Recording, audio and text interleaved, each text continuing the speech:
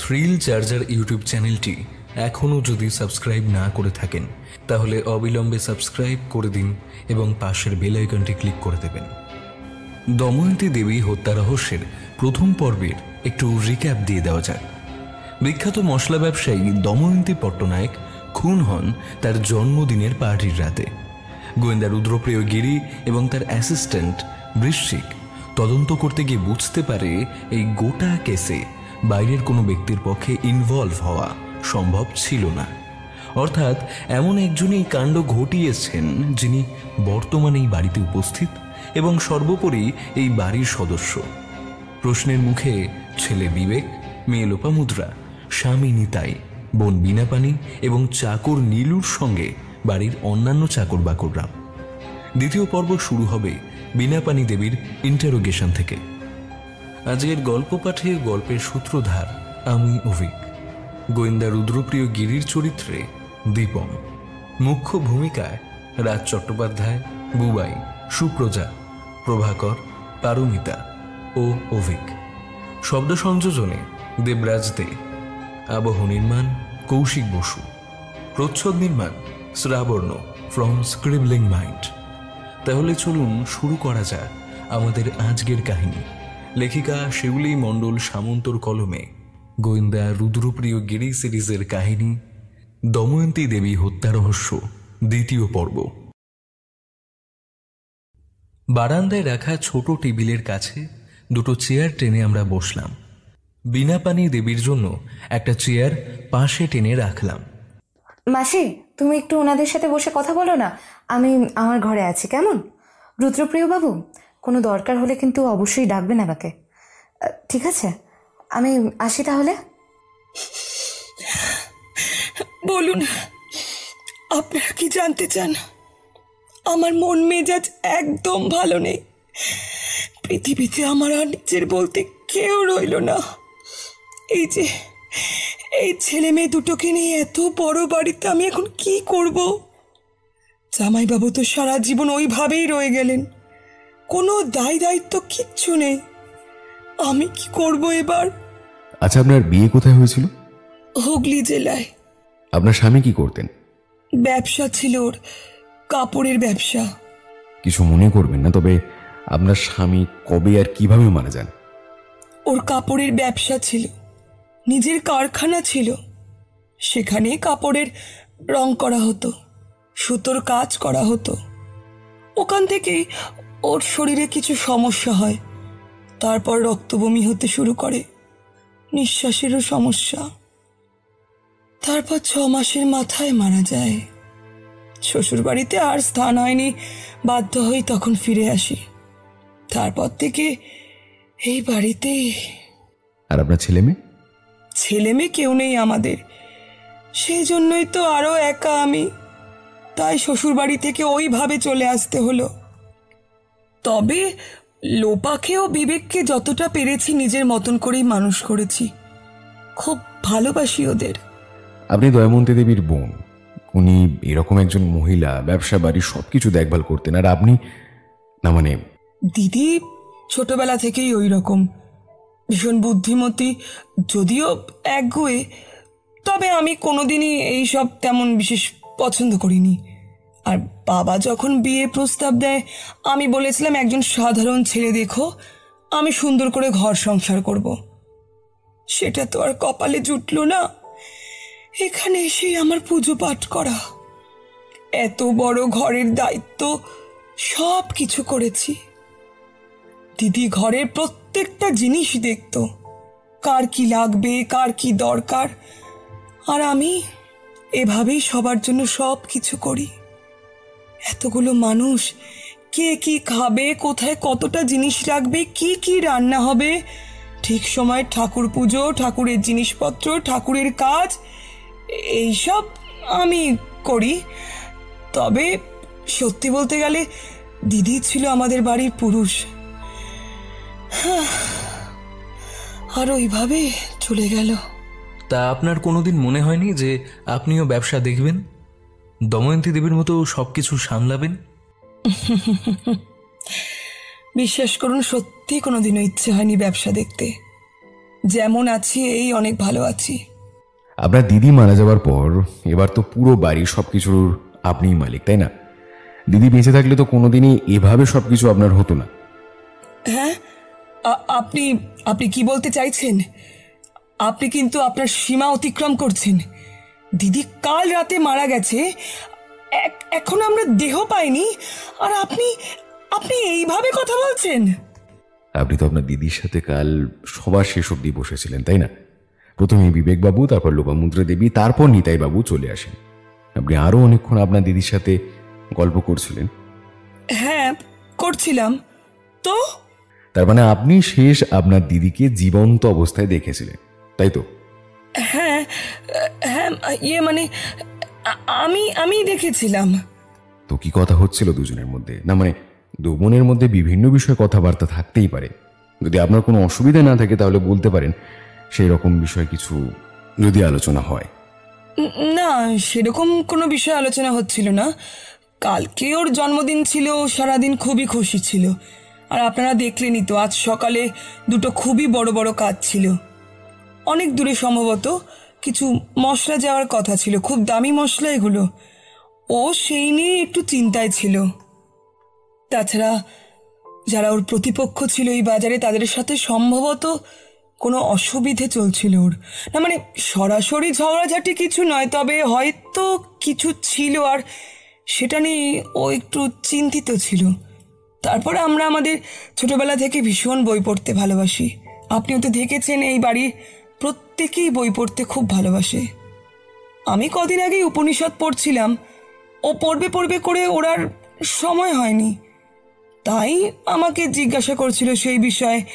তারপর আরও ছোটবেলার কিছু কথা, এছাড়া সেই রকম কোনো কথা হয়নি। তারপর আমাকে আবার ভোরবেলা উঠতে হবে, ঠাকুর পুজো থাকে, সেজন্য আমি শুতে চলে যাই। ওকে বলেছিলাম অনেক রাত হয়ে গেছে, তাও প্রায় রাত 1টা বাজে। ও বলল না, ও নাকি বইটা শেষ না করে শুতে যাবে না, ওর শান্তি হবে না। আমি কোনোদিনই সুরাপান করি না, কিন্তু যখন দেখলাম ও গ্লাসে কিছুটা ঢেলে নিয়ে বইটা খুলে বসলো, তারপর আমি আর কি করব, তাই নিচে চলে এলাম। নিচে এসে ঘুমিয়েছিলেন? আর আপনার পাশে তো নিতাইবাবুর ঘর, উনি কি ঘুমিয়ে পড়েছিলেন? কোনো শব্দ পেয়েছিলেন? নিচে এসে তো মনে হয়েছিল উনি ঘুমিয়ে পড়েছিলেন, কোনো রকম কোনো শব্দ পাইনি। আমি একটু হজমের ওষুধ আর জল খেয়ে কিছুক্ষণ বিছানায় বসেছিলাম। তারপর জানালাটা লাগিয়ে ঠাকুরের নাম করে শুয়ে পড়ি। কাল রাতে খেতে বসার আগে নীলুকে বলেছিলাম শুয়ে পড়তে। একদম ভোরে তাড়াতাড়ি উঠে ওপরে সব কিছু ভালো করে পরিষ্কার করে স্নান করে ঠাকুর ঘর পরিষ্কার করে আমি গিয়ে পুজো করব। ও তো সেই মতোই ভোরে উঠে যায়, আর আর তখনই। আচ্ছা, আপনি জানেন দয়মন্তী দেবী কোনো রকমের উইল বা কিছু করে রেখেছিলেন কিনা? একবার আমাদের সবাইকে ডেকে আলোচনা করেছিল যে ও কিছু কিছু জিনিসের ওপর উইল করবে, এবং কাউকে কিছু না ভাবতে, এবং সবাইকে যে ঠিকঠাকভাবে সব ভাগ দিয়ে যাবে সে কথাও বলে। তবে তারপর আর সেই বিষয়ে আর কোনোদিনও কথা হয়নি। তাই উইল করেছিল কিনা বা কিছু হয়েছিল কিনা জানি না, জানতে চাইও নি কোনোদিনও। ঠিক আছে, একটাই শেষ প্রশ্ন, আপনার এই জামাইবাবু লোকটি কেমন? এই সমাজে একজন বিকলাঙ্গ মানুষের যেমন কোনো দাম নেই, ঠিক তেমনই যে পুরুষ কোনো ইনকাম করে না, গলার জোর নেই, সাহস নেই, শির দ্বারায় জোর নেই, সেই পুরুষেরও কোনো দাম নেই। জামাইবাবু খুবই শান্ত, ঠান্ডা, ভদ্র মানুষ। তবে ওই যে নিষ্কর্মা, কোনোদিনই নিজের জন্য কিচ্ছু করতে পারল না। এক কথায় ঘর জামাই, আর কিছুই না। ঠিক আছে। আচ্ছা, ওই নীলু কাকা ওনার ঘরটা? সামনের ডান দিকে ঢুকেই দেখবেন, ডান দিকে একটা ছোট্ট দরজা আছে, ওটাই নীলুর ঘর। আমরা দুজন সেখান থেকে বেরিয়ে সেই ডান দিকে গলির মধ্যে ঢুকলাম। প্রথমে ডান দিকে একটা দরজা দেখলাম, বুঝলাম এটাই নীলু কাকার ঘর। সামনে বেশ বড় রান্নাঘর, তবে সেখানে সম্ভবত কিছু রান্না হচ্ছে না আজ। রান্না করার মাসি মনে হয় কিছু ফল কাটছেন, আর পাশে আরেকজন ছেলে দাঁড়িয়ে আছে। আমরা নীলু কাকার দরজায় টোকা মারলাম। সকাল থেকে ওনাকে একবারও দেখিনি। নীলু কাকা শুনছেন? নীলু কাকা, আমরা একটু আপনার সাথে কথা বলতে চাই। কে কে আপনারা? একটু দাঁড়ান। আপনারা? ও, গোয়েন্দা বাবুরা? হ্যাঁ, আসেন আসেন। আপনি কি করে চিনলেন আমাদের? আমি সামনে আসিনি ঠিকই, কিন্তু আমি সবই লক্ষ্য করেছি আড়াল থেকে। আপনি অনেক নামি গোয়েন্দা, আমি জানি। আর আপনি কি জানো ওই গল্প লেখেন, তাই না? আসুন আসুন, আপনারা আমার ঘরে আসুন। কাজের লোকের এই ছোট ঘর, আর কোথায় যে বসতে দেব? দাঁড়ান, দুটো চেয়ার আনে। এই বলে উনি বাইরে চলে গেলেন চেয়ার আনতে। আমরা দাঁড়িয়ে ঘরটা ভালো করে দেখলাম। একদম ছোট একটা ঘর, ছোট তক্তপোষ পাতা, কোণে একটা জলের কুঁজো রাখা আছে, ছোট একটা আলমারির মতো মনে হয় জামা কাপড় রাখা আছে, আর একটা ছোট সিংহাসনে কিছু দেবদেবী আছে। বসুন আপনারা। আপনার চোখের কিন্তু জোর আছে বলতে হবে, দূর থেকেও সব কিছু জানেন।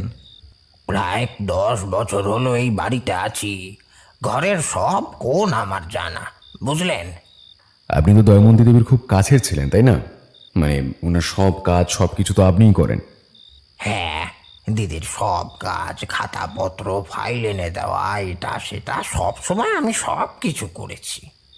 তাহলে আপনার দিদি আপনাকে খুব ভালোবাসতেন, তাই না? মানে অফিসে শুনলাম উনি সবার সাথে খুব ভালো ব্যবহার করতেন। মানে হ্যাঁ, উনি খুব ভালো ব্যবহার করতেন। ব্যবসা উনি জানতেন কার সাথে কোথায় কতটা কিভাবে কথা বলতে হয়, কিভাবে সবাইকে নিয়ে মানিয়ে গুছিয়ে ঠিকঠাকভাবে ব্যবসা করতে হয়। আমাকেও ভালোবাসতেন, সবাইকে ভালোবাসতেন। তবে একটু যেন বেশি রাগ করতেন আর কি। মানে ওই একটুতেই রেগে যেতেন। পান থেকে চুন খসুক আর না খসুক, উনি কিন্তু বিনা কারণে 10টা কথা শোনাবেন। আর বাড়ির বাকি লোকের সাথেও? মানে আমি কাজের লোক, আমার কথা কিছু মনে করবেন না। তবে উনি খুব একটা ভালো মানুষ ছিলেন না। বাড়ির কাউকে ওনার নিজের লোক বলে মনেই করতেন না। নিজের স্বামীটাকে তো গ্রাহ্যই করতেন না। তিনি যে একটা মানুষ সেটাও যেন ভুলে গেছিলেন। নিজের বোন তো বলতে গেলে এই বাড়ির কাজেরই লোক। তবে বিনা পানি দিদির মতন মানুষ হয় না। উনি সাক্ষাৎ লক্ষ্মী, সবার সুখ দুঃখ, কার শরীর খারাপ, কার কি দরকার সব উনি দেখতেন। আর ওই দাদাবাবুর সাথে, মানে ওনার স্বামীর সাথে ভীষণ খারাপ ব্যবহার করতেন। কোনো বিষয়ে কিছু বলতে গেলেই অপমান করতেন। কাপুরুষ, এর দ্বারা নেই, লজ্জা নেই, ভিখারি, এই সব বলতেন। আর নিজের অমন সুন্দর ছেলে মেয়ে দুটোকে বলুন, ভালো করে মানুষ করবে বলে নাকি বিদেশে কোথায় পড়তে পাঠিয়েছিল। বিদেশ থেকে ফিরে এসে এইভাবে ঘরের মধ্যে ওরা বসে থাকতে পারে? কোনো চাকরি বাকরি করতে দেবে না, ঘর থেকে বেরোতে দেবে না, বন্ধু বান্ধব নিয়ে কারোর সাথে মিশতে দেবে না, এদিকে ব্যবসাও করতে দেবে না। চুপচাপ ঘরে বসে থাকতে হবে, ওনার মতো খেতে হবে, শুতে হবে, মুখ বন্ধ করে থাকতে হবে। এইটাই ছিল ওনার কঠোর নিয়ম। ব্যবসা খুব ভালোভাবেই দেখতেন, ওনার সম্মান প্রতিপত্তি ছিল, তবে মনটা ঠিক ছিল না। দেখলে অত বোঝা যায় না। তবে দুই বোন একদম একে অপরের উল্টো। তা তুমি প্রথম দেখেছিলে ওনার মৃতদেহ? হ্যাঁ, আমি আমি একদম ভোরে উঠে উপরে গেছিলাম। ভেবেছিলাম যত নোংরা এটো বাসন আছে সব গুছিয়ে ঘরটা চারিদিক থেকে পরিষ্কার করে নেব। তারপর ভালো করে স্নান সেরে ঘরটা মুছে দেব। চেয়ারটা ওইভাবে পড়ে থাকতে দেখে কেমন একটা সন্দেহ হয়। চেয়ারটা সব দিন সোজাভাবে থাকতো, তাই ভাবলাম চেয়ারটা একবার ঠিকভাবে রেখে দিই। আর গিয়ে দেখি উনি ওইভাবে পড়ে আছেন, আর গলায় ছুরি। আমার তো ভয়ে হাত পা একদম ঠান্ডা হয়ে গেছিল, গলা শুকিয়ে গেছিল। জানি না কতক্ষণ সেখানে পাথরের মতো দাঁড়িয়ে রইলাম। তারপর তো চিৎকার করে সবাইকে ডাকতে সবাই হুড়মুড় করে যে যার ঘর থেকে বেরিয়ে ছুটেও পড়ে যায়। তারপর আমি তো প্রথম পুলিশকে ফোন করি। আমার শরীরটা কেমন খারাপ লাগতে শুরু করে, মাথাটা ঘুরিয়ে যায়, নিচে গিয়ে বমি করি, গা হাত পা কেমন হচ্ছিল। জল খেয়ে কিছুক্ষণ শুয়েছিলাম। জানেন, কখনো ভাবতে পারিনি ওনাকে কেউ এইভাবে মারতে পারে। কার এত রাগ ওনার উপর যে এইভাবে খুন করে দিল? উনি তো কারো খাওয়া পড়ার অভাব রাখতেন না, কার কি দরকার সব করতেন। তবে হ্যাঁ, এই বাড়িতে কেউ নিজের মতো করে মন খুলে বাঁচতে পারেনি কোনোদিন। হয়তো সেই রাগ থেকে কেউ, কে জানে বাবা, আমি মুখ্য মানুষ, এইসব মালকিনদের ব্যাপার। হ্যাঁ, হায় ভগবান, কি থেকে যে কি হয়ে গেল। আচ্ছা নীলু কাকা, তুমি জানো তোমার দিদি কোনোদিন কোনো ঘরের উইল বা এরকম কিছু করেছিল কিনা? মানে ওনার সম্পত্তি বা ব্যবসা কাউকে দেবে কিনা, এরকম কিছু শুনেছিল কখনো? না, সেটা তো শুনিনি আমি। এইসব আমি কিছু জানি না, মাফ করবেন। এই সব ব্যাপারে আমি কিছু বলতে পারবো না। তাহলে তুমি কাল রাতে কোনো শব্দ শোনোনি বা চিৎকার শোনোনি? না, তবে অনেক রাত অবধি হাসাহাসি আর কথা বলার শব্দ পাচ্ছিলাম। তারপর আস্তে আস্তে আমি কখন ঘুমিয়ে পড়েছি আমি জানি না বাবু। আসলে সারাদিন এত খাটাখাটনি হয়, তাই বিছানায় শুলেই ঘুমিয়ে যাই। ঠিক আছে বাবু, তো এখন আসি। তারপর আমরা সবার কাছ থেকে বিদায় নিয়ে যখন ফিরলাম তখন প্রায় রাত হয়ে গেছে। খিদেও পেয়েছিল খুব। আজকে আবার গরমটা আরো একটু বেশি, তাই হাত মুখ ধুয়ে চটপট দুজনে খেতে বসলাম। কি কিছু বুঝলে? কে হত্যা করতে পারে বলে তোমার মনে হয়? এখনো ঠিক বোঝা যাচ্ছে না। দয়মন্তী দেবী যেরকম মানুষ ছিলেন, উনি সবার উপর নিজেকে রাখতে পছন্দ করতেন। সবার জীবনটাকে এক প্রকার নিজের হাতের দড়িতে বেঁধে রেখেছিলেন।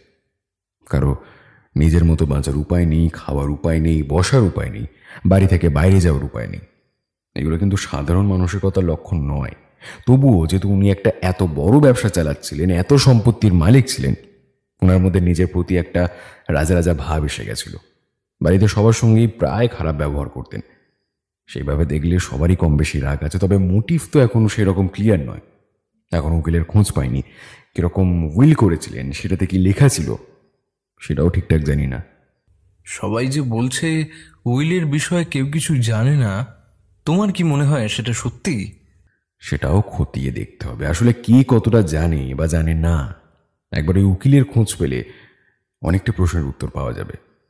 মৃত্যুর পর প্রায় সম্পত্তির সবাই ভাগ পাবে, নিজের মতো বাঁচতেও পারবে। তবে না, এখনই কিছু বলা সম্ভব নয়। রাতে শুতে যাওয়ার আগে শুনলাম রুদ্রপ্রিয় মানিকবাবুর সাথে কথা বলছে, কোথাও একটা যাওয়ার কথা বলছে। কারো মনে হয় খোঁজ পেয়েছে। পরের দিন সকালে ঘুম থেকে উঠতে বেশ বেলাই হলো। হাত মুখ ধুয়ে এসে বাইরে দেখি রুদ্রপ্রিয় এরই মধ্যে স্নান করে তৈরি হয়ে নিয়েছে। তাড়াতাড়ি তৈরি হয়ে নাও, একটু পরে মানিকবাবু আসবেন। জল খাবার খেয়ে আমাদের এক জায়গায় বেরোতে হবে, জলদি। আমি কিছু জিজ্ঞাসা করার আগেই তাড়াতাড়ি করে ভেতরে চলে গেলাম। আধ ঘন্টার মধ্যেই স্নান করে তৈরি হয়ে বাইরে এসে দেখি মানিকবাবু তার সুন্দর ভুঁড়িটা নিয়ে বসে চা ও ডিমের পোচ খাচ্ছেন। আরে বৃশ্চিকবাবু, কেমন আছেন? এই গরমে যেমন থাকা যায় তেমনই আছি। তা আপনার কি হাল? আর বলবেন না, বুঝতেই পারছেন, দময়ন্তী দেবীর অনেক ওপরতলা লোকের সাথে ওঠা বসা ছিল। ওপর থেকে বেশ ভালোই চাপ আসছে। যত তাড়াতাড়ি সম্ভব ওনার খুনিকে বের করতে হবে। এবার বলুন দেখি, খুনি ধরা কি চারটিখানি কথা? আরে বাবা, এই কি দোকানের মোয়া যে গেলাম কিনলাম আর মুখে পুরে নিলাম? সময় লাগে, তাই না? তাও আবার রুদ্রপ্রিয় বাবু সাহায্য করছে বলে কথা। খুনি ঠিক ধরা পড়বে। ও একটা কথা মানিকবাবু, দয়মন্তী দেবীর মেয়ে মানে লোপামুদ্রা দেবী, উনি কিন্তু আমাকে আলাদা করে কেসটা তদন্ত করতে বলেছেন। উনিও চান যাতে ওনার মায়ের খুনি ধরা পড়ে, কিন্তু এই ব্যাপারটা যেন ওনার পরিবারের কেউ জানতে না পারে। কি বলেন? উনি তদন্ত করতে দিয়েছেন? বাহ বাহ, তাহলে আর কি, পুলিশকে আর সাহায্য করতে হবে না। তাহলে এটা আপনার ব্যক্তিগত একটা কেস হলো, বলুন। আর ওনারা যে বড় লোক, হাতে কিন্তু বেশ মোটা অঙ্কের টাকা আসবে, তাই না? সে হবে হয়তো। আচ্ছা, ময়নাতদন্তের রিপোর্টটা ওটা কখন আসবে? দুপুরের মধ্যে এসে যাবে। এখন চলুন আগে ওই মধুসূদন উকিলের সঙ্গে দেখা করে আসি। উনি ওই ধর্মতলার একটা জায়গায় বসেন, বেশ নামডাক কিন্তু ওনার। আমরা জল খাবার খেয়ে সোজা গেলাম মধুসূদন দত্তের কাছে। সামনে বড় করে লেখা আছে অ্যাডভোকেট মধুসূদন দত্ত। ঢুকতেই দেখলাম একজন মেয়ে বেশ সাজগোজ করে বাইরে বসে আছে। পুলিশ দেখেই সঙ্গে সঙ্গে ভিতরে ঢুকতে দিল। আমরা তিনজন সেখানে বসে প্রায় আধ ঘন্টা কথা বললাম। জানা গেল যে দময়ন্তী দেবী ওনার উইলের একটি খসড়া করে রেখেছিলেন, যেখানে পুরো ব্যবসাটার 70% পাবে ওনার মেয়ে, 30% ছেলে, আর যত অন্যান্য সম্পত্তি আছে সেটার 40 ভাগ পাবে ওনার বোন এবং 30% করে 2 ছেলে মেয়ে। ওনার স্বামী প্রতি মাসে হাত খরচা ও খাওয়ার খরচা পাবেন এবং নীলু কাকা কিছু টাকা পাবে। পরবর্তীকালে ছেলে মেয়ে চাইলে মাসি বা বাবার মধ্যে কোনো কিছু দিতেও পারে, কিছু ভাগ বাটোয়ারা করতেও পারে, সেটা তাদের ব্যক্তিগত ব্যাপার হবে। কিন্তু এই উইলের পাকাপোক্তভাবে কোনো কিছু করা নেই, কোনো স্বাক্ষরও নেই, কোনো প্রমাণও নেই। উনি মনে হয় তখন কোনো কিছু ভেবে এটা করে রেখেছিলেন। তবে এই খসড়ার ভেতরে কি লেখা ছিল ওনার বাড়ির লোক সম্ভবত কেউ তা জানতো না। তবে যখন আলোচনা হয় তখন ওনার বোন ও স্বামী দুজনেই ছিলেন। উনি উইলটা কবে ফাইনাল করতেন এবং কোনো পরিবর্তন করতেন কিনা সেটা ওই মধুসূদন বাবুর জানা নেই। তবে প্রায় 6-7 মাস আগেই এই কাজটা উনি করে রেখেছিলেন। সেখান থেকে বেরিয়ে আমরা রাস্তায় এসে দাঁড়ালাম। না মানিক বাবু, এইভাবে হবে না। আপনি দুজন কনস্টেবলকে বলুন 24 ঘন্টা ওই ঘরের প্রতিটা লোকের ওপর নজর রাখতে। তবে হ্যাঁ, সিভিল ড্রেসে নয়, অন্য কোনো রকম রূপ ধারণ করে। আর চেষ্টা করে দেখুন ওই ব্যবসাপত্র এইসব দিক থেকে কোনো রকমের কোনো খোঁজ পাওয়া যায় নাকি। আর আপনার খোঁচর লাগান, দেখুন ওনার স্বামী, বোন, ছেলে মেয়ে ওই ঘরের বাইরে ওনাদের জীবনে কার কোথায় কি আছে না আছে সব ডিটেলস কিন্তু আমার চাই। কাজগুলো যত তাড়াতাড়ি সম্ভব হলে ভালো হয়। সেখান থেকে ফিরে দুপুরে খাবার খেয়ে আমি একটু গল্পের বই নিয়ে নাড়াচাড়া করছিলাম। দেখলাম বসার ঘরে রুদ্রপ্রিয় আবার সেই ডায়েরি দলিল খুলে বসেছে। এক মনে খুঁটিয়ে খুঁটিয়ে পড়ছে আর ওর একটা খাতায় কি সব লিখে যাচ্ছে, আর পরের পর সিগারেট শেষ হচ্ছে। কখন আমার ঘুম ধরেছিল আমি ঠিক বুঝতে পারিনি। বিকেলবেলা ঘুম থেকে উঠে দেখি রুদ্রপ্রিয় কোথাও নেই। আধ ঘন্টা আগে কোথায় যেন বেরিয়ে গেছে। তারপর দেখা হলো একদম রাতের বেলায় সেই খাওয়ার টেবিলে। সে বলল, থানায় গিয়েছিলাম, রিপোর্ট এসেছে, তাই তুমি ঘুমাচ্ছিলে, তাই ভাবলাম তোমাকে ডেকে আর কি হবে এত গরমে, তাই আমি একাই গিয়েছিলাম। তার রিপোর্টে অন্যরকম কিছু পেলে নাকি? মানে ওনার খুন তো ওই ছুরি গেঁথেই হয়েছে, তাই না? হ্যাঁ, রান্নাঘরে সবজি মাছ কাটার বড় ছুরি দিয়েই হয়েছে। তবে খুনি ভীষণ চালাক, কোনো রকম কোনো চিহ্ন ছাপ ছাড়াই কিচ্ছু ফেলে রেখে যায়নি। ছুরির হাতলে কোনো রকম ছাপ পাওয়া যায়নি হাতের। তার থেকেও বড় কথা হলো দময়ন্তী দেবীর রক্তে ঘুমের ওষুধ পাওয়া গেছে। ঘুমের ওষুধ? তার মানে? হ্যাঁ, ঘুমের ওষুধ, খুব বেশি মাত্রায় ঘুমের ওষুধ পাওয়া গেছে। তবে ওষুধটা পুরোপুরি শরীরে মেশার আগে, মানে ঘুমের ওষুধের কাজ ঠিকঠাকভাবে শুরু হওয়ার আগেই কিন্তু ওনাকে খুন করা হয়। আর খুনটা হঠাৎই আচমকাই এমনভাবে করা হয় যে উনি চিৎকার করার বা কোনো রকম প্রতিক্রিয়া দেওয়ারই সময় পাননি। মানে একদম জোরের সাথে হঠাৎই ওনার গলার কাছে ঢুকিয়ে দেওয়া হয় ছুরিটা। আর তাছাড়াও সবাই সেই রাতে ড্রিঙ্ক করেছিল, ঝড় বৃষ্টি হচ্ছিল, তাই কোনো রকম আওয়াজ হলেও কেউ ঠিক বুঝতে পারবে না, তাই না? হ্যাঁ, সেটা ঠিক, কিন্তু আমিও ভাবছি যে খুনি খুব প্ল্যান করেই ভেবে চিনতে আগে ঘুমের ওষুধটা মেশায়, তারপর খুন করে, যাতে কোনো রকমে চিৎকার চেঁচামেচি কোনো কিছু না হয়। কিন্তু সেখানে তো বাড়ির লোক ছাড়া আর কেউ ছিল না। মানে আমি বলতে চাইছি, সবার সামনেই তো কেউ আর ওইভাবে ওনার খাবারে ঘুমের ওষুধ মিশিয়ে দেবে না, তাই না? প্রশ্নটা তো সেখানেই বৃষ্টি। ঘুমের ওষুধটা ওনার খাবারে ছিল না, ওনার পানীয়তে ছিল। আর সেই জন্যই খুব বেশি ডোজ হলেও কম সময়ের মধ্যেই কাজ শুরু করে। যদি খাবারে হতো তাহলে সন্দেহ করা যেত কেউ রান্নাঘরে গিয়ে বা কাউকে দিয়ে খাবারের মধ্যে মিশেছে, কিন্তু একই খাবার সবাই খেয়েছে। সেখানে একটা প্রশ্ন থেকে যায়, পানীয় গ্লাস কিন্তু সবার আলাদা। তবে কি কথা বলতে বলতে কারো পানীয়র মধ্যে কিছু মিশিয়ে দিলে সে দেখতে পাবে না বা বুঝতে পারবে না, বা এই জিনিসটা কারো চোখে পড়বে না? আর যদি সেই সময় আশেপাশে কেউ না থাকে? মানে আশেপাশে না থাকে মানে? তুমি কি বলতে চাইছো যখন দময়ন্তী দেবী একা ছিলেন তখন কেউ এসে হঠাৎ করে? ধুস, তুমিও না, সত্যি এইভাবে কি সম্ভব? কিন্তু যদি ধরো তুমি আর আমি বসে এখন খাচ্ছি, গল্প করছি, যদি হঠাৎ করে তোমার খাওয়ার মধ্যে আমি কিছু দিয়ে দিই, বুঝতে পারবে? দেখি, মানিকবাবু 2 দিন সময় চেয়েছেন, কি হয় তারপর? একবার যদি মোটিভটা পরিষ্কার হয়ে যায় তবে সব প্রমাণই আমার হাতে আছে। পরদিন সকালে রুদ্রপ্রিয় আরও একবার পট্টনায়কদের বাড়ি গেল। আমার একটু প্রকাশনীতে যাওয়ার কথা ছিল, তাই আর গেলাম না। তবে রুদ্রকে কারণ জিজ্ঞাসা করতে বলল, আরও একবার সবার সাথে কিছু কথা বলতে হবে, কোথায় যেন একটু একটু বুঝেও বুঝতে পারছি না, খাপ ছাড়া। ও বেরিয়ে গেল, আমিও গেলাম প্রকাশনীতে। বিকেলে ফিরে দেখি তখনও রুদ্রপ্রিয় বাড়ি ফেরেনি।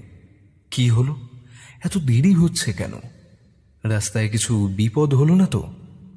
রুদ্র যখন ফিরল তখন রাত হয়ে গেছে। একদম ফ্রেশ হয়ে রাতের খাবার সেরে দুজনে বারান্দায় দাঁড়ালাম।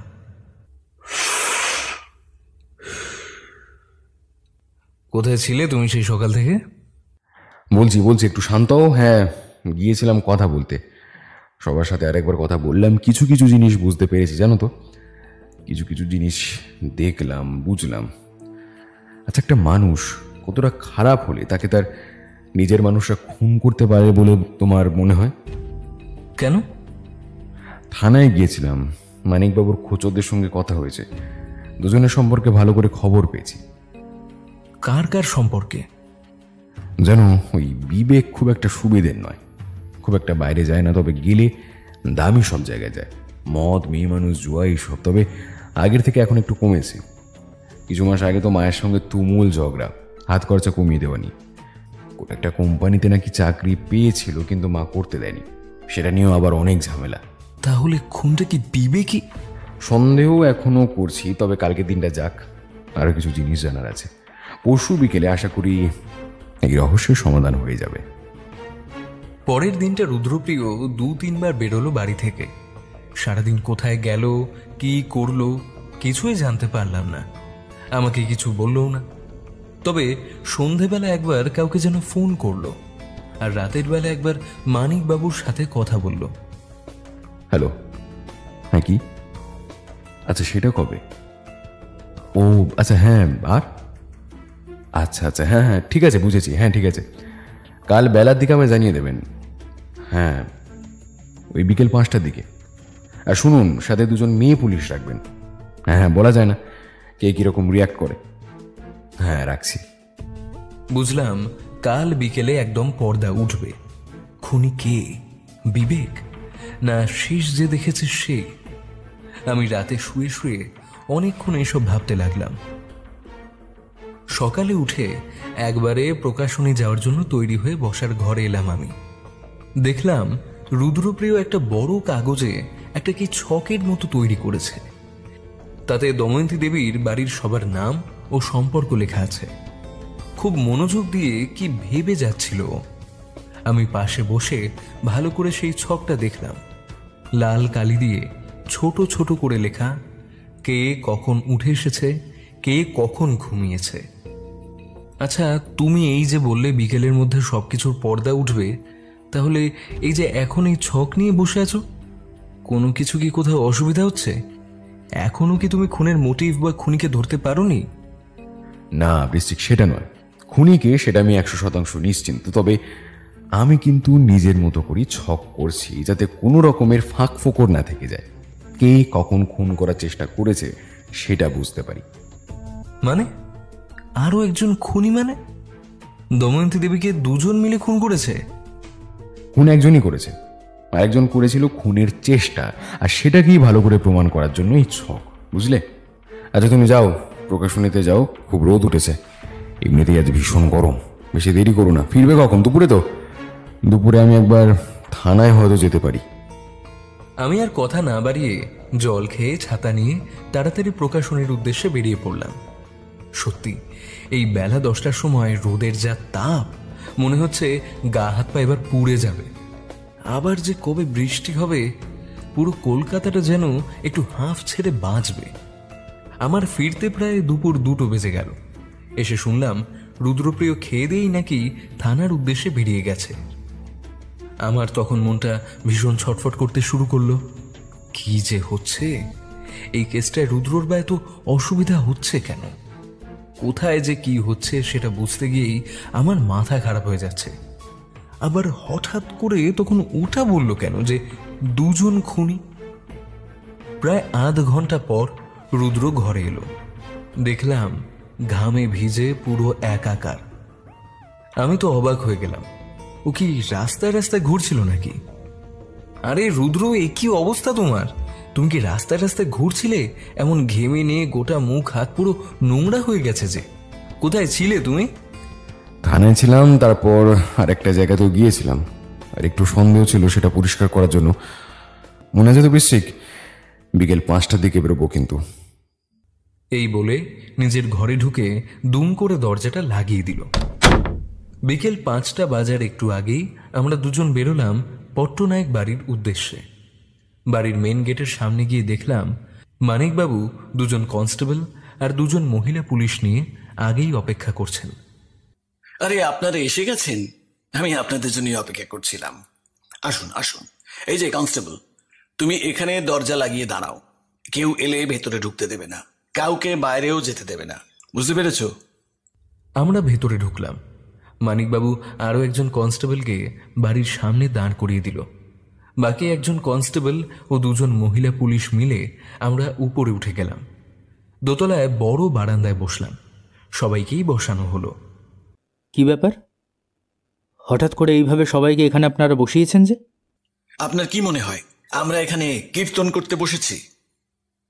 কেসের সমাধান হয়ে গেছে। খুনি কে সেটাও আমরা জানতে পেরেছি, সেই জন্যই সবাইকে এখানে ডাকা। খুনিকে যদি আপনারা জানতে পেরেছেন, তাহলে তাকে হাতকড়া পরিয়ে থানায় নিয়ে যান। এখানে এভাবে বসানোর মানে কি? এই যে শুনুন।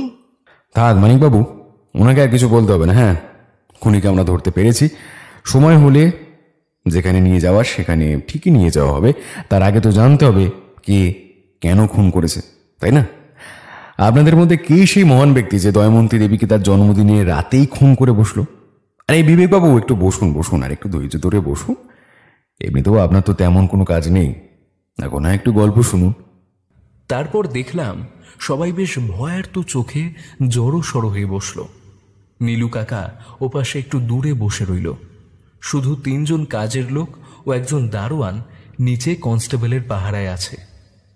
আচ্ছা লোপামুদ্রা দেবী, আমাকে মাফ করবেন, কিন্তু এখানে আমার মনে হয় এবার সত্যিটা সবাইকে বলা উচিত। কোন সত্যি? আসলে বাবা, আমি রুদ্রপ্রিয় বাবুকে অনুরোধ করেছিলাম যে মামুনির যে খুনি সে যেন ধরা পড়ে। মানে আমি রুদ্রপ্রিয় বাবুকে কেসটা দিয়ে দিয়েছিলাম। কেন? আমি শুধু জানতে চেয়েছিলাম যে কেন মামুনিকে এত এত নৃশংসভাবে হত্যা করা হলো। আর হত্যাকারী তো আমাদের মধ্যেই কেউ। রুদ্রপ্রিয় বাবু কিন্তু সবাইকেই সন্দেহ করেন। আমি জানি কেসটা আমি দিয়েছি, মানে আমি যে সন্দেহের বাইরে সেটা কিন্তু নয়। আমার কেবলমাত্র উদ্দেশ্য ছিল মায়ের খুনিকে খুঁজে বের করা। রুদ্রপ্রিয় বাবু, আপনি এবার বলুন কি বলবেন। হ্যাঁ নিশ্চয়ই, আর বেশি দেরি করাটা ঠিক হবে না। ঠিক আছে, তাহলে আমি শুরু করছি। সবাইকে আমি আগে একটা ছোট গল্প বলি। লালমোহন পট্টনায়ক এই বাড়ির যিনি আসল মালিক ছিলেন, যিনি তার কঠোর পরিশ্রম, কষ্ট ও অধ্যাবসায় দিয়ে এইরকম একটি বাড়ি তৈরি করেন ও একটা ছোট্ট ব্যবসাকে এত বড় একটা জায়গায় নিয়ে যান। তার 2 মেয়ে, দময়ন্তী ও বীণাপাণি। 2 মেয়ে ছোটবেলা থেকে পড়াশোনায় খুবই ভালো। দুজনেও দেখতে সুন্দর সুশ্রী, কিন্তু দুজনের চরিত্র 2 রকম। একজন ভীষণ শান্ত, সহজ সরল, উদার, সাধারণভাবে জীবনযাপনে ভালোবাসে। অন্যদিকে আর একজন দাম্ভিক, রাগী ও জেদি। সেও কঠোর পরিশ্রমী, কিন্তু নিজের মতো করে থাকতে ভালোবাসত। সেই দাম্ভিক মেয়ে একদিন প্রেমে পড়ে একটা অতি সাধারণ নিম্নবিত্ত বাড়ির ছেলের সাথে। ছেলেটিও তার যৌবনকালে দেখতে সুন্দর, স্বাস্থ্যবান, শান্ত, ভদ্র, শিক্ষিত ছিল। দুজনে ঠিকঠাক বুঝতে না পেরে সম্পর্কটা অনেক দূর গড়িয়ে নিয়ে যায়। দুজনেই বিয়ে করতে চায় একে অপরের সাথে। আর বড় বোন এমনই ছিল যে ও যা বলবে সেটাই জোর করবে। বাবার মান সম্মান এসবের কথা কিছু না ভেবে ছোট করে বিয়ে করলো। শ্বশুরবাড়ি গিয়ে দেখে তথৈবচ অবস্থা। না ভালো করে খেতে পারবে, না পড়তে পারবে, না ঘুমোতে পারবে। তখন তার মনে হয় যে এই জীবন, এই ছেলে আমার জন্য নয়। কিন্তু সে তখন গর্ভবতী হয়ে পড়ে। আবার এই বাড়িতে সে ফিরে আসে। কিন্তু বাবার কোনোদিন ইচ্ছে ছিল না যে বিয়ের পর মেয়ে এইভাবে এখানে থাকবে। বাচ্চা জন্ম দেওয়ার পর মেয়েকে আবার বুঝিয়ে পাঠিয়ে দেওয়া হয় তার শ্বশুর বাড়িতে। তখনই বাবা ভাবে এবার ছোট বোনের বিয়ে দিতে হবে। ছোট বোনের কোনো কিছুই যায় আসতো না। সে শুধু এটুকুই চেয়েছিল, যেমন তেমন ছেলেকে দেখে বিয়ে দাও, সে যেন সুখে সংসার করতে পারে।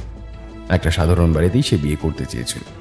এত সম্মান, অর্থ, প্রতিপত্তি কিছুই চায়নি, কিন্তু সে বেশ সুখেই কয়েক বছর সংসার করছিল। এদিকে 2-3 বছরের বড় বোন অনেক চেষ্টা করে তার শ্বশুর বাড়িতে মানিয়ে নিতে। স্বামী থাকতো কলকাতায়, আর সে শ্বশুর বাড়িতে। তারপরেই সে আবার গর্ভবতী হয়ে পড়ে। আর এদিকে তার বাবার শরীরও ভীষণ অসুস্থ হয়ে পড়ে। আর ওদিকে ছোট বোনেরও স্বামীর শরীর খারাপ হতে শুরু করে। ছোট বোন চাইলেও তার বাবার কাছে আসতে পারেনি, বাবার দেখাশোনা করতে পারেনি। এদিকে বড় বোন একটা ছোট্ট ফুটফুটে ছেলের জন্ম দেয়। তখন তার মনে হয় যে বাবাকে কষ্ট দিয়ে এইভাবে বিয়ে করেছিলাম, তাই আমি এত কষ্ট পাচ্ছি। এবার বাবাকে কে দেখবে? সে তার বোনকে একটা চিঠিও লেখে যে সে বাচ্চা নিয়ে এখন বাবার কাছে আসতে পারবে না। কিছু মাস ছোট বোন যেন একটু বাবাকে দেখে। এদিকে ছোট বোন ততদিনে মা হতে পারেনি। তার স্বামীর শরীর অসুস্থ হওয়ার পর সে জানতে পারে সে কোনোদিন আর মা হতে পারবেও না। আর তার স্বামী কতদিন বাঁচবে তারও কোনো ঠিক নেই। রুদ্রপ্রিয় বাবু, আপনি এসব কি বলছেন বলুন তো? এইসব কেন শোনাচ্ছেন আপনি? কে খুন করেছে সেটা বলুন। এত কিছু বলার তো কোনো দরকার নেই। এইগুলো আমাদের পারিবারিক বিষয়। মাফ করবেন বীণাপানি দেবী, আমি জানি এগুলো আপনাদের পরিবারের ব্যক্তিগত বিষয়। খুনিকে ধরতে হলে এসব কথা জানা খুবই গুরুত্বপূর্ণ। হ্যাঁ রুদ্রপ্রিয়, তারপর বলো। এদিকে ছোট বোন চিঠি পেয়েও কোনো উত্তর দেয়নি। তার কাছে তখন করার মতো কিছুই ছিল না। না তার আর্থিক সামর্থ্য ছিল নিজের স্বামীকে ঠিক করার মতো, ভালো ডাক্তার দেখানোর মতো, না অন্য কিছু করার কোনো উপায় ছিল। কিন্তু বড় বোন তো আর এসব জানতো না। ছোট বাচ্চা নিয়ে ওই অবস্থাতেই ছুটে এলো বাবার কাছে। 1 বছর নিজের ছেলে, মেয়ে, স্বামী, সংসার কোনো দিক না দেখে চোখ কান নাক বন্ধ করে বাবার সেবা যত্ন করতে থাকে। আর একটু একটু করে ব্যবসাও দেখতে শুরু করে। ততদিনে তার স্বামীর যে ছোট চাকরিটা ছিল সেটাও চলে যায়। 1 বছর পর বাবা মারা যান। এত বড় বাড়ি, এত লোকজন, এত চাকর বাকর, এত বড় ব্যবসা, এত টাকার ব্যাপার, কি হবে? তাই বড় বোন বাধ্য হয়ে অনেকটা নিজের জায়গাটা বোঝাতেই ব্যবসার হাল ধরে। আর তার মনে হয় যে তার স্বামী হয়তো কোনো কিছুর দিকেই কোনোভাবে সাহায্য করতে পারবে না। ব্যবসার পরামর্শ চাওয়া বা ব্যবসায় তাকে সাহায্য করতে বলা, ছেলে মেয়েকে মানুষ করতে বলা, সংসারের দায়িত্ব কোনো কিছুই সে তার স্বামীর সঙ্গে ভাগ করে নেয়নি। সবকিছুই নিজের মতো করে গেছে। আর ওদিকে বাবা মারা যাওয়ার কিছুদিন পরেই তার বোনের স্বামীও মারা যায়। তার কোনো জায়গা জোটেনি শ্বশুর ঘরে, বাধ্য হয়ে আবার এই ঘরেই তাকে ফিরে আসতে হয়। কিন্তু এই ঘরে ফিরে এসে দেখে তার দিদি রানীর মতো সবকিছুতে বসে আছে। একা হাতে এত বড় বাড়ি, গাড়ি, এত বড় ব্যবসা, সবকিছু সামলাচ্ছে। সে কি করবে না কি করবে না সেটা ঠিক বুঝতে পারেনি। দিদির সাথে অনেকবার কথা বলার চেষ্টা করে, জামাইবাবুকেও বোঝায়, কিন্তু ততদিনে ছেলেটিও যেন একটু অদ্ভুত হয়ে যায়। সে চুপচাপ থাকে। এদিকে একবার খবর আসে ছেলেটির মা অসুস্থ। কিন্তু ছেলেটি তার স্ত্রীর কাছে জানতে চাইলে স্ত্রী না বলে দেয়। কিছুদিন পর খবর পায় তার মা মারা গেছে। নিজের প্রতি আত্মবিশ্বাস, সম্মান সব ভেঙে যায়। 6 মাসের মাথায় তার বাবাও অসুস্থ হয়ে মারা যায়। সে একবার তার বাবাকেও দেখতে চায়নি, বাবার মৃতদেহ দেখতে চায়নি। চুপচাপ একটা ছোট ঘরে নিজের কষ্টগুলোকে চেপে রাখে। আমি দেখলাম বীণাপানি দেবীর মাথা নত হয়েছে। ওদিকে নিতাইবাবু নীরবে চোখের জল ফেলছেন। লোপামুদ্রা দেবীও অশ্রু ভরা চোখে তার বাবার দিকে তাকিয়ে আছেন। আর বিবেকবাবু পাথরের মতো বসে আছেন। দয়মন্তী দেবী এতটাই কঠোর ছিলেন যে ছেলে মেয়েকে বাবার সাথে মিশতে দেননি। তার টাকা পয়সা প্রতিপত্তির অহংকার এতই বড় হয়ে গেছিল যে নিজের ছেলে মেয়ের জীবন, তার বোনের সাথে সম্পর্ক, স্বামীর সাথে সম্পর্ক সব কিছু বাদ দিয়ে শুধু ব্যবসার পিছনে ছুটতেন। অবশ্য তারই কঠোর পরিশ্রমের জন্য গোটা ব্যবসাটা যে এই জায়গায় দাঁড়িয়েছে। তারই বোন, সে ওই ঘরে এক কোণে রয়ে যায়। ঘরে কে কি খাবে, কার কি দরকার, ও ছেলে মেয়ে দুটোর খাওয়া দাওয়া সব কিছু সেই দেখত। আর এদিকে সেই ঘর জামাই নিজের আত্মবিশ্বাস, আত্মমর্যাদা সব কিছু খুইয়ে শুধু বেঁচে থাকার লড়াই করে যেত। আর মনে মনে চাইতো যাতে একদিন পৃথিবীর সব কিছু শেষ হয়ে যায়, তারপর ছেলে মেয়ে দুটো বাইরে পড়তে চলে যায়। কয়েকবার নাকি শোনাও যায় দিদিকে বিভিন্ন রকমভাবে বোঝানোর চেষ্টা করছেন যাতে ব্যবসায় কিছুটা বুঝিয়ে দেয় বা বাড়ির ভালো কিছু দায়িত্ব দেয়। সে তো এবারই ছোট মেয়ে, সব কিছুর ওপর তারও অধিকার আছে, কিন্তু দয়ামন্তী দেবীর মতে উনি একাই 100। বীণাপাণি দেবী কিন্তু রাগের মাথায় অনেকবার ওনাকে অভিশাপ দিয়েছিলেন যে তোর এই দম্ভ একদিন চুরমার হবে, একদিন কেউ থাকবে না তোর পাশে, দেখিস। কি মনে পড়ে বীণাপাণি দেবী? হ্যাঁ, তবে ওগুলো সব রাগের মাথায় বলেছিলাম। কি করতাম বলুন? এই বাড়িতে আমার একটু সম্মান ছিল না, কোনো কিচ্ছুর ওপর অধিকার ছিল না, ভালো করে একটু খেতে পর্যন্ত পারতাম না। অথচ এত এত টাকা, এত সম্পত্তি সব দিদি বাজেয়াপ্ত করে রেখেছিল। হ্যাঁ, সেটাই ঠিক। আপনি রাগের মাথায় বলেছিলেন, কিন্তু ওটা কি সত্যি সত্যি রাগের মাথায় ছিল? আর রাগটা কি সেই দিনই শেষ হয়ে গেছিল? আপনার দিদি তো প্রায় দিনই আপনার সাথে খারাপ ব্যবহার করতেন, তাই না? এবং বিবেক ও লোপামুদ্রা দেবী বিদেশ থেকে ফিরে আসার পরও আপনিই খাইয়ে দিতেন, ওদের সব দেখাশোনা করতেন। তবু আপনার দিদি ওদের সাথে মিশতে দিত না, কথা বলতে দিত না। মায়ের থেকে মাসির দরদ বেশি, এরকম বলতেন, তাই না? এই দময়ন্তী দেবী তো তাহলে অসম্ভব রাগী ও বদমেজাজি মানুষ ছিলেন। এত অহংকার ছিল ওনার, নিজের বাড়ির লোকের সাথে এরকম ব্যবহার করতেন। হ্যাঁ, দেখুন, এইভাবে মানুষদেরকে নিজের আয়ত্তে তো রাখা যায় না, তাই না? এবারে আসি ওনার ছেলে মেয়ের কথায়। 1 মেয়ে ও 1 ছেলে।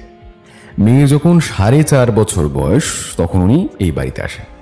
তখন বাবা মেয়ের খুব কাছে ছিল, বাবা একটু বেশি প্রিয় ছিল না। তবে বিবেকবাবু জন্মের পর এই বাড়িতে আসেন। এই বাড়িতে আসার পর থেকে ও কোনোদিনই ওর বাবার ভালোবাসা পায় না। ও জানেই না বাবার স্নেহ কি। বাবাকে দেখেছে শুধু দিদিকেই ভালোবাসতে, কিন্তু কোনোদিন জানে না যে ওর মা চাননি যে তার ছেলে তার বাবার সংস্পর্শে আসুক। তিনি অনেক চেয়েছিলেন মেয়েকে বাবার কাছে থাকতে না দিতে, কিন্তু লোপামুদ্রা দেবীকে উনি আটকাতে পারেননি।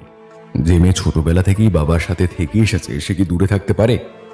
তারপরে যখন ছেলে মেয়ে একটু বড় হয় তখন দয়ামন্তী দেবী ওই দুজনকেই বাইরে পড়তে পাঠিয়ে দেয়। ছেলে মেয়ে পড়াশোনা কমপ্লিট করে এত বছর পর আসে। স্বভাবতই লোপামুদ্রা দেবী বিবেকবাবুর থেকে একটু বড়, তাই সহজেই বুঝে যান এই বাড়িতে কার কি অবস্থা, কার কি ইচ্ছা অনিচ্ছা। কিন্তু বিবেকবাবু বাইরে থেকে পড়াশোনা করে এসেও উনি কিন্তু নেশা নিয়ে ফিরে এসেছিলেন। তো এখানে এসেও এই রকম জীবনযাপন শুরু করেন। তবে ওনার মা বাইরে যেতে দিতেন না, সিকিউরিটি গার্ডকে বলে ওনাকে আটকাতেন। এই নিয়ে ছেলে মায়ের মধ্যে প্রায় দিন ঝগড়াঝাটি, অশান্তি হতো। তবে বিবেকবাবু চেয়েছিলেন যে ব্যবসা দেখাশোনা করবেন এবং বাড়ির একমাত্র ছেলে হিসেবে যেন ব্যবসার দায়িত্ব তার উপর দেওয়া হয়। কিন্তু ওনার এই নেশা, নিয়মিত নিম্নরুচির মেয়েদের সঙ্গে মেলামেশা, এসব চারিত্রিক দোষের জন্যই দয়ামন্তী দেবী ওনাকে বিশ্বাস করতে পারেননি ও ব্যবসার দায়িত্বও দেননি।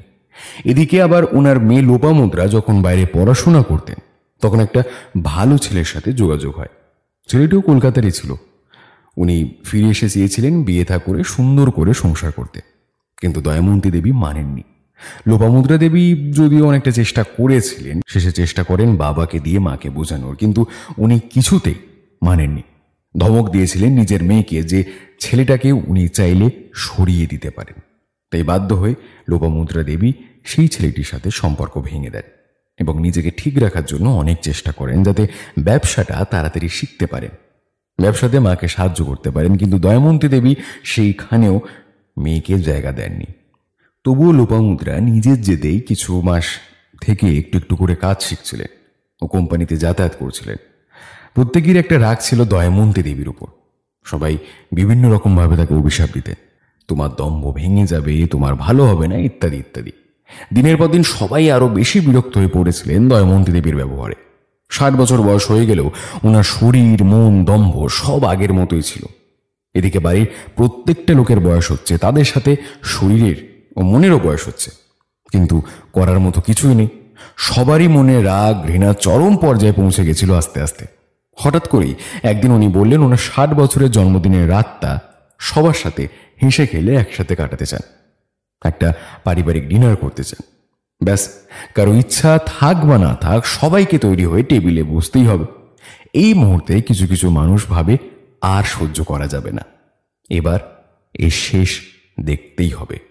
তবে আমার মনে হয় খুনি সেইভাবে কিছু ভাবেনি। আসলে খুবই কাঁচা তো, প্রথমবার এইসব কাজ। হঠাৎ করেই হয়তো উনি ভেবেছিলেন এবার দয়ামন্তী দেবীকে মেরে ফেলবেন। সবাই একসাথে বসে খাওয়া দাওয়া হলো, আড্ডা হলো, তারপর যে যার মতো উঠে চলেও গেল।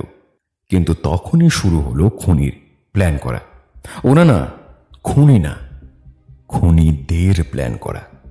মানে দুজন খুনি, দুজন মিলে মেরেছে দময়ন্তী দেবীকে? হ্যাঁ, তো এবার আসি পরের পর্যায়ে। খুনি ভেবেই রেখেছিল ওই দিন সন্ধ্যাবেলায় হয়তো সে কি করবে, কিন্তু সে সুযোগ পাচ্ছিল না। তাই সবাই যখন খেয়ে উঠে চলে যায়, সে একাই ছিল দয়ামন্তী দেবীর সাথে আরো বেশ কিছুক্ষণ। তখনও দয়ামন্তী দেবী তার স্বভাব সিদ্ধ ভঙ্গিতে পান করছিলেন, আর সেই সুযোগেই ওনার পানীয় গ্লাসে কয়েকটা ঘুমের ওষুধের গুঁড়ো ফেলে দিয়েছিলেন খুনি।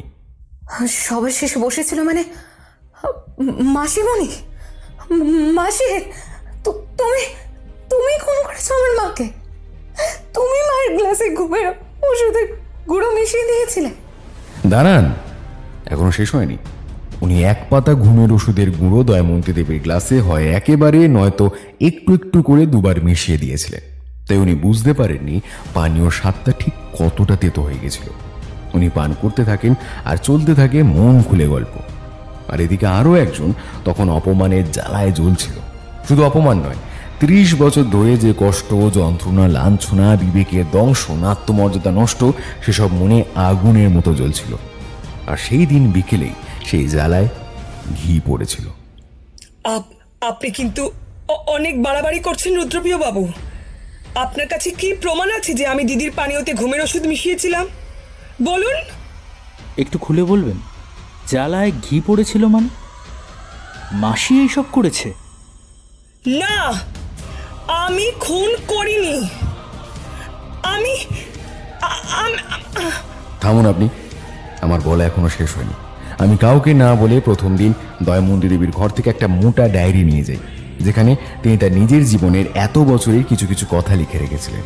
আমি পড়েছি সেই ডায়েরিটা, আর কিছু পুরনো দলিলও পেয়েছি এবারে, যেখানে দয়ামন্তী দেবীর বাবা সব সম্পত্তি 2 ভাগে ভাগ করে দিয়ে গেছে। মানে 2 বোন সমান পাবে। কি 2 ভাগ? তার মানে দিদি একা মালিক নয়?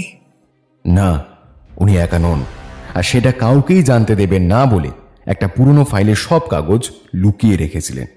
আর একটা ব্যাপার, কিছু মাস আগে উনি একটা উইলের ড্রাফট করেছিলেন, সবকিছু ভাগ করে দিয়ে দিয়েছিলেন, তবে ফাইনাল কিছু করেননি। আর যখন সেই ব্যাপারে কথা হয়, নিতাইবাবু ও বীণাপাণি দেবী ছিলেন, তবে আপনাদের ভাগে সব থেকে কম, তাই না? সেই কারণেও আপনাদের দুজনের একটা রাগ ওনার ওপর থাকতে পারে। সেটা অস্বাভাবিক কিছু নয়, কিন্তু আপনি কি পাগল হয়ে গেছেন? না, ওটা একটা ড্রাফট ছিল, ওর কিছু একটা মনে হওয়ায় ও করেছিল, সেটাতে আমি কি করতে পারি? আর তার জন্য আমি বা খুন করব কেন? খুন খুন তো বলিনি আমি। আচ্ছা নিতাইবাবু, আপনি তো কিছুদিন আগে বীণাপাণি দেবীকে একটা ঘুমের ওষুধের পাতা দিয়েছিলেন, তাই না? হ্যাঁ, আমার মাঝে মাঝে ঘুম আসে না, তাই জামাইবাবুর কাছ থেকে। আমি জানি, সেই খালি পুরো পাতাটা আমি কিন্তু আপনার বিছানার তলায় পেয়েছি বীণাপাণি দেবী। সেই সন্ধ্যাবেলায় রান্না করে গিয়ে হামান দিস্তায় কি যেন একটা করছিলেন, নীলু কাকা দেখেছিল আপনাকে। মানে কথায় কথায় এইসব বলেছিলাম ওনাকে। মাফ করবেন দিদি, আমি জানি আপনি কাজ করেননি।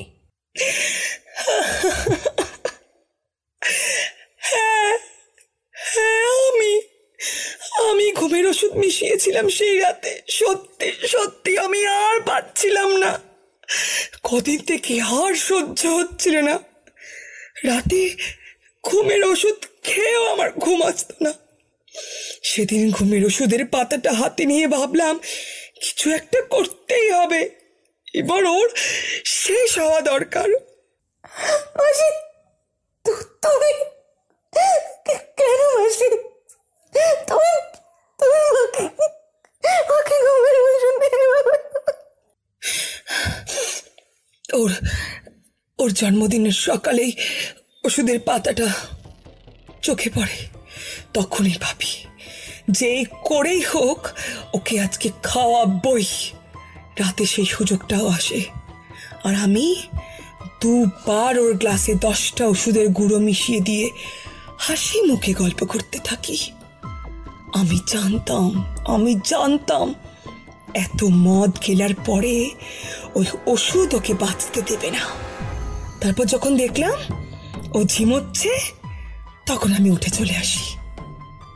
তবে তবে বিশ্বাস করো, আমি ওকে ওইভাবে খুন করিনি। আমি ওই ছুরিটা তো রান্নাঘরে ব্যবহার হয়। আমি সত্যিই জানি না ছুরিটা কে মেরেছে। আমি ঘরে এসে একবার ভেবেও ছিলাম গিয়ে দেখি ও মরেছে কিনা, কিন্তু ভাবলাম যদি কেউ দেখে ফেলে তাই আর যায়নি। আপনি ওনাকে ছুরি দিয়ে খুন না করলেও আপনি ওনার ড্রিঙ্কে ঘুমের ওষুধ মিশিয়ে ওনাকে হত্যা করার সম্পূর্ণ চেষ্টা করেছেন। আপনার শাস্তিও কিন্তু কিছু কম হবে না। এটাও কিন্তু খুন, দোষী আপনিও, শাস্তি কিন্তু আপনারও হবে।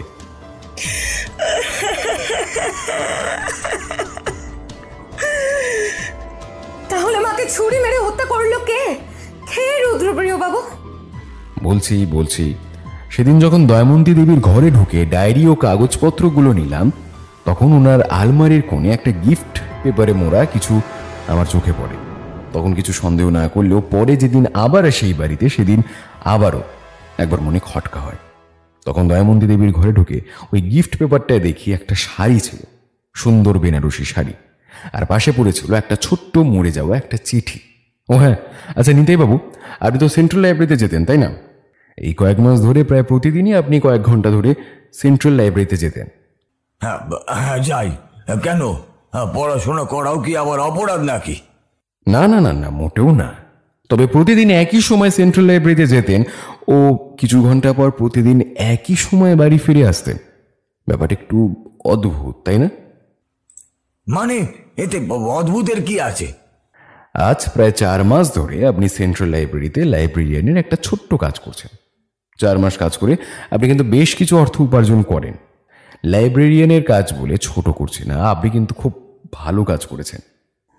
বাবা, তুমি লাইব্রেরিতে কাজ করছো, আর এটা একবারের জন্য তুমি আমাকে কোনোদিন জানালে না? তুমি হঠাৎ এভাবে কাজ করা শুরু করলে কখন? কেন, লাইব্রেরিতে কাজ করে কি কোনো খারাপ জিনিস? এই কাজটা করলে কি কোনো অপরাধ হয়? না না, মানে আমি সেটা বলতে চাইনি, কিন্তু হঠাৎ এইভাবে এত বছর পর, তাই আর কি। হ্যাঁ, আমি সেন্ট্রাল লাইব্রেরিতে একজন লাইব্রেরিয়ান। খুব অল্প মাইনেতে কয়েক ঘন্টার জন্য আমি ওখানে কাজ করি। আগে প্রায় দিন গিয়ে ওখানে গিয়ে পড়তাম, বইও নিয়ে আসতাম। তারপরে একদিন হঠাৎ দেখি ওদের একজন লোকের দরকার। তাই হঠাৎই মনে হয়েছিল এখানে তো বসে ঘন্টার পর ঘন্টা পড়ি, তাই কাজ করাও যাবে আর পড়াও হয়ে যাবে। তা এতদিন তো নিজে মূর্খের মতো, ভিখারির মতো, বোঝার মতো ঘর জামাই হয়েই বসে বসে খেলাম। তাই আর কি এই শেষ জীবনে। তা আপনার সেই মাইনের টাকাটা কি করলেন আপনি? না মানে সেটা আপনার সম্পূর্ণ ব্যক্তিগত ব্যাপার, কিন্তু কিছুদিন আগে ওই সামনের একটা শাড়ির দোকানে গিয়েছিলেন তাই না? একটা বেনারসি শাড়ি কিনতে, সেটা দয়ামন্তী দেবীর জন্মদিন উপলক্ষে, তাই না? ওখান থেকে যেই টাকাটা আমার উপার্জিত হচ্ছিল সেটা আমার কাছেই ছিল। দময়ন্তীর জন্মদিন আসছিল, তাই ভেবেছিলাম একটা ভালো শাড়ি কিনে ওকে জন্মদিনে উপহার দেব। কোনোদিনও তোর জন্য আমি কিছুই করতে পারিনি, তাই জীবনের এই শেষ দিনে যদি কিছু দিতে পারি। সেই জন্য শাড়ি কিনে একটা কাগজে সুন্দর করে ভালোবাসার কিছু কথা লিখে ওই দিন দুপুরে ওনার ঘরে দিয়ে এসেছিলেন শাড়িটা। তো উনি গ্রহণ করেছিলেন আপনার উপহার? না মানে শাড়িটা পাওয়ার পর ওনার রিয়াকশন কেমন ছিল? দেখলাম নিতাইবাবু মুখটা নিচু করে চুপ করে বসে আছেন। ওনার হাতের মুঠো দুটো মুষ্টিবদ্ধ, যেন ওনার মনের মধ্যে কোনো একটা ঝড় চলছে। আচ্ছা আমি বলি, আমি একটু আগে বললাম না একজন মানুষের কথা যার মনের জ্বালা আগুনের ভেতরে ওই জন্মদিনের দুপুরে আবার ঘি পড়েছিল, সেটাই নিতাইবাবু। উনি ওনার ছোট্ট ইনকামে খুশি হয়ে নিজের স্ত্রীর জন্য শাড়ি কিনে আনলো, কিন্তু দময়ন্তী দেবী তার চিরাচরিত রূপে নিতাইবাবুকে আবারও যাচ্ছে তাই বলে অপমান করলেন। তাও আবার রান্নার দুজন লোক ওখানেই ছিল তাদের সামনে। অকথ্য বাজে ভাষায় গালিগালাজ করে ঘর থেকে বার করে দিলেন। আর কি, নিতাইবাবু বাকিটা না হয় আপনি বলুন। আমার জীবনটাকে পুরো শেষ করে দিয়েছে মেয়েটা, তছনছ করে দিয়েছে। আমার বাবা মা, গ্রামের বাড়ি, নিজের আত্মীয় পরিজন, দিদি, সব সম্পর্ক শেষ। চাকরিটাও গেল। জোর জবরদস্তি করে বাড়িতে পড়ে রইলাম। প্রতিটা দিন গাল মন্দ, বাজে ভাষা, লাঞ্ছনা। একটু সম্মান ছিল না আমার। কাপুরুষ, শিরদারাহীন, কুকুর ছাগল কোনো কিছুই বাকি ছিল না। শুধু নিজের ছেলে মেয়ের মুখ চেয়েই বাড়ি ছেড়ে যেতে পারিনি। আর ওদিকে আমার বাবা মা একটুও ভালোবাসা পেল না, একটুও স্নেহ পেল না। তাদের অসুস্থতার সময় আমার সাহায্যটুকুও পেল না। কিছুই করতে পারিনি বাবা মার জন্য। সবকিছু ওই মেয়ে মানুষটার জন্য। তাও ভালোবাসতাম ওকে, খুব অহংকার ছিল আমার মনে ওকে নিয়ে। কিন্তু সেদিন সে ভালোবাসাটুকুও শেষ করে দিল। তখনই ভেবেছিলাম এবার যা হয় হোক, হয় ওকে মারবো, না হয় নিজে মরবো। অনেকবার ভেবেছিলাম জানেন, আত্মহত্যাও করব।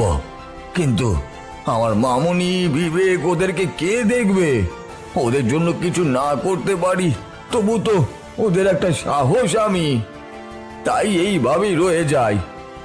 ওই দিন রাতে সবাই শুয়ে পড়ার পর আমি এসেছিলাম একবার।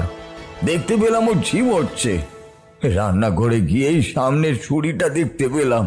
তারপর আস্তে আস্তে ওর ঘরে সে রুমালে ছুরিটা পেঁচিয়ে এক কপে শেষ। এই জীবনের মতো দময়ন্তীর নামটাও মুছে গেল। আমার আর কিচ্ছু যায় আসে না।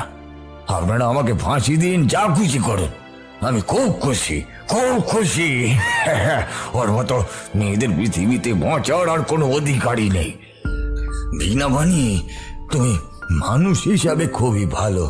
আমার ছেলে মেয়ে দুটোকে দেখো। মামুনি, তুই পারবি ওই ব্যবসাটাকে সামলাতে। আর বাবা বিবেক, আমি তোমার কাছে অপরাধী, পারলে আমাকে ক্ষমা করে দিও। তবে ভগবানের কাছে তোমাদের ভালো চেয়ে প্রার্থনা করে গেছি, পারলে বিয়ে করে সুখে সংসার করো, দুজনে ব্যবসা করো। মানিকবাবু, নিয়ে চলুন আমায়, আমি আত্মসমর্পণ করছি। শুনছিলেন দময়ন্তী দেবী হত্যা রহস্য দ্বিতীয় তথা অন্তিম পর্ব। গল্পটি কেমন লাগলো অবশ্যই জানান আমাদের কমেন্ট বক্সে, এবং ভালো লাগলে লাইক, শেয়ার ও সাবস্ক্রাইব করতে ভুলবেন না। দেখা হচ্ছে আগামী আরেকটি গল্পে। ততক্ষণ ভালো থাকবেন, সুস্থ থাকবেন এবং গল্পে থাকবেন। আর হ্যাঁ, অবশ্যই জানাবেন আপনার প্রথম পর্বের গেস আদৌ দ্বিতীয় পর্বে গিয়ে সঠিক হলো কিনা। ভালো থাকবেন, ধন্যবাদ।